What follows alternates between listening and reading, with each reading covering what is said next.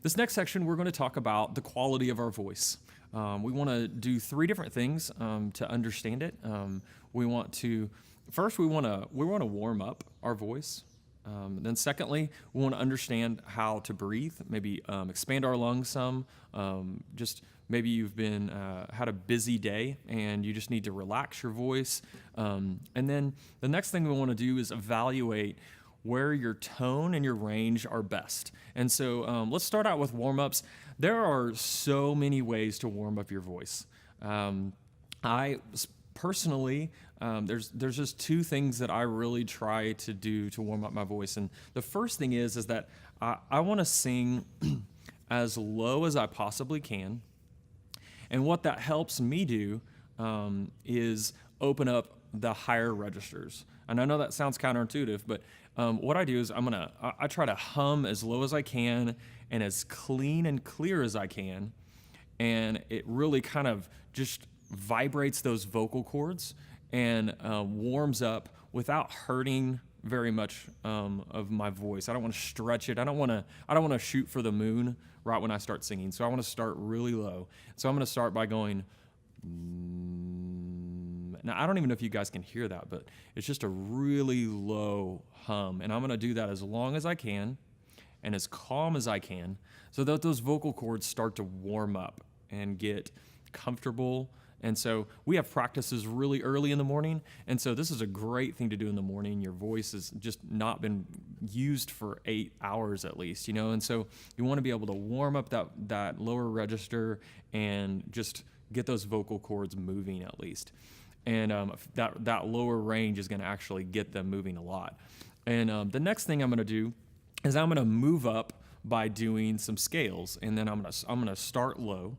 So start with that lowest note and then do a scale all the way up. So and then I'm going to chromatically keep walking up. And notice I'm not even opening my mouth yet. I'm just keeping everything right here. And so walk yourself up and don't go as high as you possibly can go because you still want to continue to keep warming your voice up. And then the next thing I'm going to do is once I feel like that is really comfortable, I'm going to do, they're kind of these descending yawns. And these are kind of funny, and so feel free to laugh about these, but they just sound like you're yawning and exaggerating it, okay? And so you're going to start high and drop low. And so you go, ah, ah. And what that does is you keep going up and going, ah, ah, ah. And you can find out where that top note is, and you're actually making it really a smooth transition to that top and then coming back down. And so it's just warming up that high register and in a really non-intrusive way. And so those are two things that I do to warm up. It helps me just be able to sing out. The second thing I'm going to do is I'm going to think about my breathing.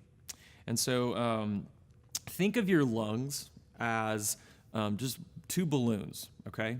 And what you want to do in this exercise is just to deflate those balloons and then expand those balloons back out, okay? And the way that you do that is you close your teeth together like this, and then you want to exhale all of your breath out as long as you can. You want to do it slowly, you want to do it deliberately, but you want to just completely deflate your lungs until it kind of just like, I can't breathe anymore, okay? And so let me show you how to do it. Here you go.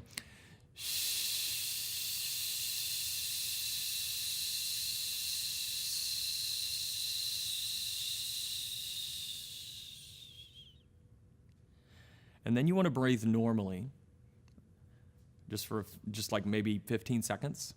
And then do it again. Maybe do that 4 or 5 times. And what this does is with your breathing, it actually lets you, when you have those really long notes that you need to sing, it gives you that lung capacity to be able to hit those notes and continue to keep singing as long as you can and however long you need to do without cutting those notes off short. And so those two things, the warm-ups and the breathing, are really important for vocalists to do before they sing. What that does is it helps you from damaging your vocals and hurting yourself later on down the line.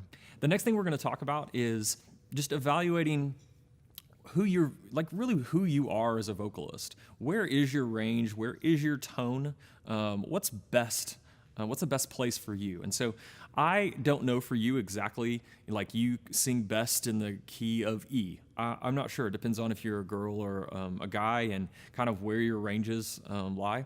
But I can show you personally where my ranges are and where I sing best. And so if you choose a key, maybe you choose an original key that a song's in, that might be someone else singing it, and that might be out of your range or maybe below your range. And so you want to find out that specific song where you sing that song the best. And so, for instance, we're gonna work on "This Is Amazing Grace," and that song I know that usually I'm gonna sing it in the key of B, but I know I'm sitting down, and so my voice is not gonna be as high as it normally would be. So I'm gonna choose the key of A. But if I chose a key of maybe C or D, I know that my voice would start to strain, would start to hurt, and I would actually have to choose my head voice rather than my full my chest voice to sing out. And so, but if I sang it too low, then I wouldn't have the power that I need to have for it. And so let me give you a few examples. Let me show you the key of A, where I think this is going to be the best. I'll sing just the chorus and show you exactly what this sounds like. This is amazing grace. This is unfailing love. So that's probably the spot that my voice is the best in. So let me try to sing this a little too low. Let's choose the key of G. This is amazing grace. This is unfailing love. So I might sing that a little bit.